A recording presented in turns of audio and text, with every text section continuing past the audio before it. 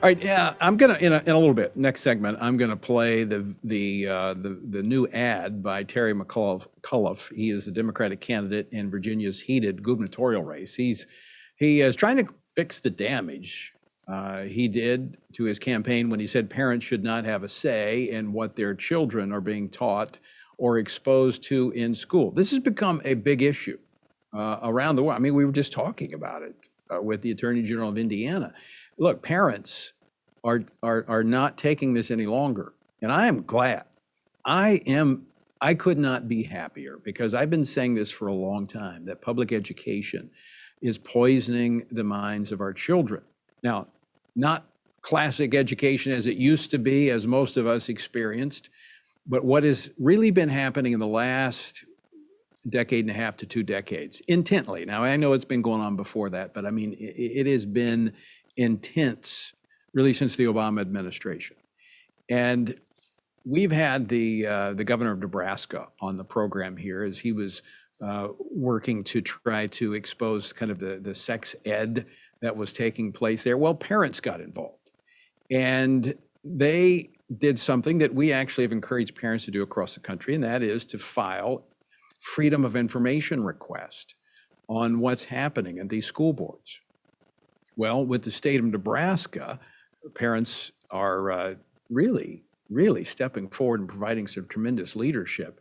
And Jason Martinez is a father, and he's a member of the Protect Nebraska Children Coalition, and he uncovered some shocking information through a freedom of information request with the Nebraska education system, Department of Education. He joins us now. Jason, welcome to Washington Watch. Hello, thank you for having me. Now, before we get into the documents and what you uncovered in this freedom of information request, which is really startling, just give our listeners kind of a sense of what's going on in Nebraska with regards to its controversial sex education curriculum. Yeah, sure. So early this year, it was about March, Governor Ricketts, as you had mentioned, came out with a statement that said that, Nebraska parents should be looking at what was going to be a newly proposed health standards that the state of Nebraska, the Nebraska Board of Education, would be discussing to implement as a standard across our state. And with that was there was going to be a release of the first draft, which happened in about mid-March. And that's kind of where things started here. And it was a very controversial topic. Right. Well, I mean, I'll go into what was proposed here in the March. What was published in March was a detailed curriculum to teach gender identity in first grade, transgender hormone therapy in 5th grade, oral and anal sex in the 7th grade, and abortion in the 8th grade. I mean, we're talking elementary school here. Now, as parents began to speak into this, the Department of Education said, oh, this is all internal. We're getting teacher input. No outside groups are speaking into this. Correct. You found out they were lying. Tell us about it. They were. Yes, they were. So what we found out was that first, there was very limited information available to the public about this major shift in the approach to classic education, is one how you kind of mentioned, and that how did we go from where we are currently to this radical approach, and we found that we had this. It more looked like the national sex education standards that were published by SECUS. And what we found is that not only did they tell us that there was these experts that put in the content for the writing team to eventually write, the commissioner denied that there was any influence outside of these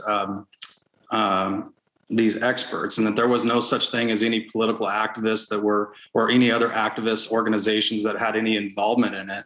And what we found was that there was a huge tie to a woman that formerly worked for SECUS and was heavily involved with these radical sex education, comprehensive sexuality education groups.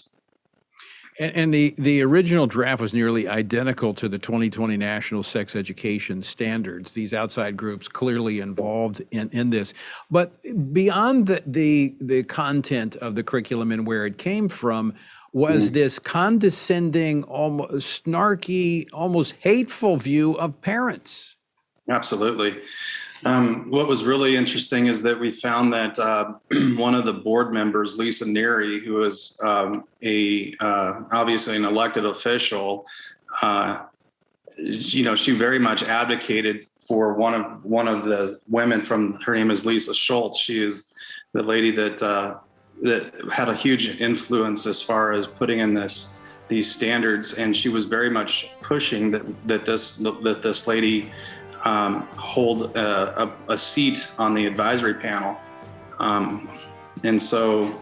Hey, Jason, we're up against a break, but can you hold on for just a couple of minutes, because I'd like to come back and finish this on the other side of the break, because I think people need to understand what goes on behind those closed doors and what they're saying about parents and why we've got to press forward. Yeah. And then what we do with the information that we obtain. So, Jason, thanks so much for sticking with us. Folks. Right, we're joined by Jason Martinez. He's a Nebraska parent and a member of the Protect Nebraska Children Coalition. Now, what he did as a parent, he filed a Freedom of Information Act request with the Nebraska Department of Education, because they were saying that they were putting together all this curriculum and they were doing on their own, no outside groups. Well, emails and text messages from elected board members of education representatives, the Nebraska Department of Education employees and advisory board members show that activists were not only closely involved, but disparaged parents and froze out teachers who were supposed to write the curriculum. Jason is still with us. Jason, thanks so much for sticking around. All right, so one of the things that I saw, one of the emails, was that regarding the parental engagement is, let's see, where was it here? I had it marked. This was from, I think, a board member, Neary. Is she a board member? She said, most of the testimony we heard has been hate speech, not facts, just because parents don't want their children indoctrinated with this radical sexual agenda that they're pushing.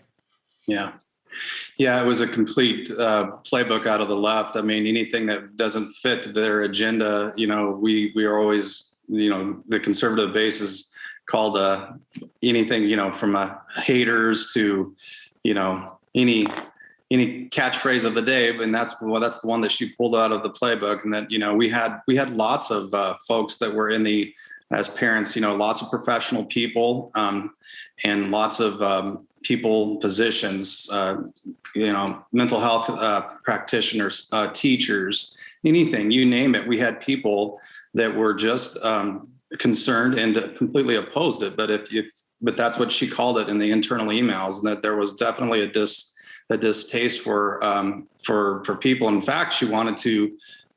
She actually kind of was lobbying at a point to, withhold public comment section. That way the boards could listen to the science that she was hopeful that the board would eventually take as truth. So, Jason, final question for you is actually, I got two questions for you, but this question is, anything in what you read, now you read through all of this that came back to you from this Freedom of Information request. You were going through all this information, and that's a lot of data to comb through. Did you see anything that really shocked you? Yeah, I guess, the take home for me really shocked me is that we had an elected official that was very basically obsessed with making sure that once she had the person that would help advocate what she ultimately wanted in the health standards, and how obsessed that person was. And it shocked me that she was pushing for something that she would ultimately vote on, which I found to be very, kind of, I guess it's a little bit out of, she didn't stay in her lane at all. As an elected member, the board is supposed to take in information and vote yes or no on the subject, but she was actually trying to advance something so it would be to her liking. So this is the final question for you, Jason.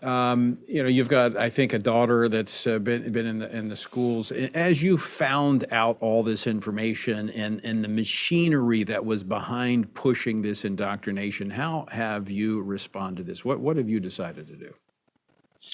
I think that from where we are at as a group, I mean, my daughters are in high school, and they definitely will have one in high school, one's an 8th grader, and will be going in next year to the high school. And they're at that age where it's very difficult for us to pull them away from their friends. So as a parent, we're very mindful as making sure that our local districts are understanding of the needs of the parents. So me and our household, that's what we're trying to do, is keep a pulse on what's being taught. And we teach our girls that if you have any of this kind of thing, that I need to know immediately. I want to be told that if there's something out there that you don't feel uncomfortable with, or if you think that maybe somebody is trying to teach you something that you don't agree with, don't feel that you have to accept it. And we'll come home and we'll talk about it. That's one thing. And then from another. Another point of that is answer to your question, I should say, is that we're not done yet.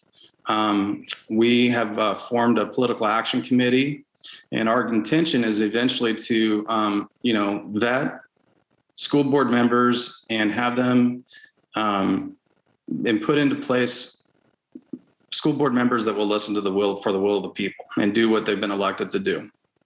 And so we're excited to have that. Music to my ears, Jason. That's what parents need to do. Number one, they need to be involved in the education of their children, know what's going on, and have that conversation with their kids, and then make a difference by getting engaged.